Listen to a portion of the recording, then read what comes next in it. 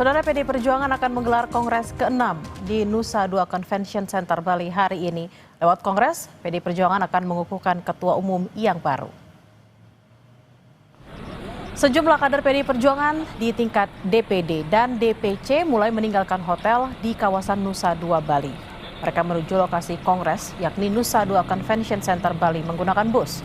Peserta juga menggunakan kartu identitas yang bertuliskan Kongres 6 PDI Perjuangan. Tema yang diangkat di Kongres ini adalah Satyam Eva Jayate, berderap dalam satu barisan.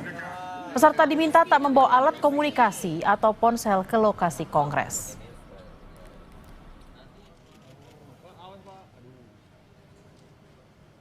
Ketua DPP PD Perjuangan Deddy Sitorus ungkap pesan Ketua Umum PDI Perjuangan Megawati Soekarno Putri di BIMTEK Bali 2025. Mega minta kader solid hingga gali gagasan kader untuk jadi pegangan agar pemerintahan Prabowo Gibran tetap berada di rel yang benar. Hal itu disampaikan Deddy di kawasan Nusa Dua Bali Kamis petang. Kata Deddy, saat BIMTEK, Mega memberikan arahan terkait sejumlah isu terkini, mulai dari putusan MK terkait sistem pemilu, kebijakan pemerintah hingga koperasi merah putih.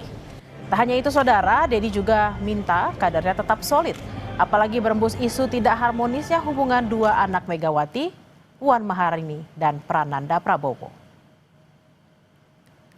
Mereka adalah dua orang bersaudara yang menurut saya cukup akrab. Tetapi kan memang keduanya mempunyai domain yang menjadi kesukaan yang berbeda. Kalau Mas Prananda kan kita tahu memang orang yang sejatinya mengabdikan diri untuk pengembangan dan penguatan partai di internal. Kalau Mbak Puan kan memang lebih punya naluri sebagai seorang politisi, mengurusi hal-hal kenegaraan seperti itu ya. Karena beliau kan pernah di eksekutif sebagai menteri, juga sebagai anggota DPR dan sudah 2 periode menjadi ketua DPR RI.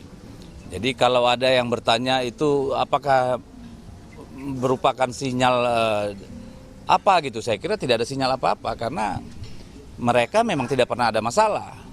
Tetapi memang kita harus akui memang bahwa ada orang yang berusaha mencari-cari masalah atau mempermasalahkan gitu ya.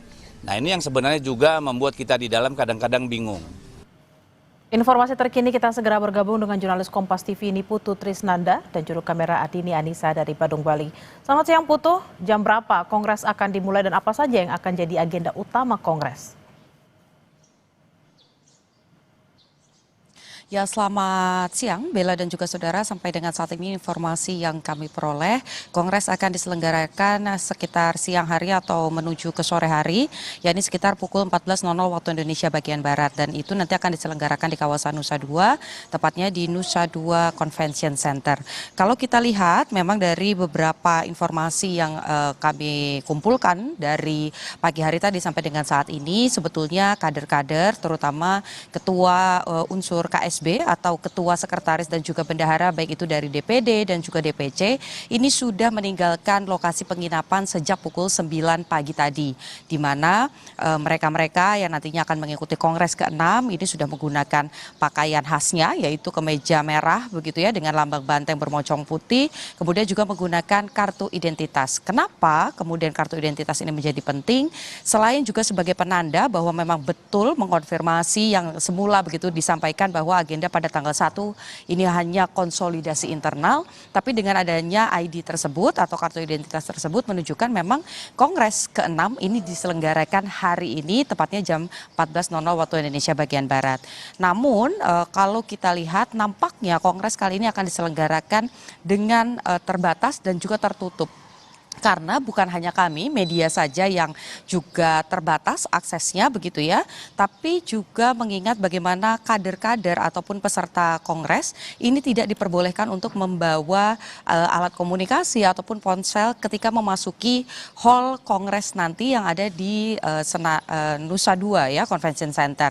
Dan nanti juga yang menjadi pertanyaan yang juga patut untuk diikuti Bella dan juga saudara sebetulnya adalah berkaitan dengan durasinya. Biasanya biasanya Kongres PDI Perjuangan dari beberapa periode yang lalu ini bisa terjadi 2 hari, 3 hari. Tapi kalau melihat bagaimana jalannya Rakernas kelima, ini sebetulnya sudah ada 17 poin yang menjadi titipan begitu ya, ataupun juga kesepakatan dari akar rumput, dari tingkat ranting, kemudian juga DPC, DPD, untuk kemudian disampaikan ke tingkat DPP atau di tingkat pusat yang berkaitan dengan rekomendasi-rekomendasi apa saja yang nanti juga akan dibahas di sana. Salah satunya tentu saja mendorong dan juga menetapkan Megawati Soekarno Putri menjadi Ketua Umum PDI Perjuangan lagi di periode selanjutnya, begitu selama 5 tahun ke depan. Selain itu juga sikap partai ini nampaknya akan juga dibahas dalam Kongres ini, mengingat kalau kita kutip bagaimana pernyataan dari Deddy Sitorus, Ketua DPP PDI Perjuangan, ini kemarin begitu ya pada saat ditemui di kawasan Nusa Dua menyampaikan bahwa memang selain pesan-pesan soliditas ini juga digali gagasan-gagasan dari kader, baik itu tantangan-tantangan di daerah-daerah masing-masing untuk kemudian bisa menjadi backup begitu ya, atau cadangan rencana untuk nanti diusulkan, dan juga supaya PDI Perjuangan yang saat ini mengambil atau memutuskan berada dan menjadi mitra strategis dari pemerintahan Prabowo Gibran ini tetap bisa menjaga pemerintahan Prabowo Gibran tetap ada di relnya. Kita tahu di waktu yang berbeda begitu ya, tidak di Bali tapi di Jakarta juga ada isu yang juga menjadi sorotan, di mana Presiden Prabowo Subianto ini memberikan pengampunan atau amnesti kepada Sekjen PDI Perjuangan Hasto Kristianto. Tentu saja ini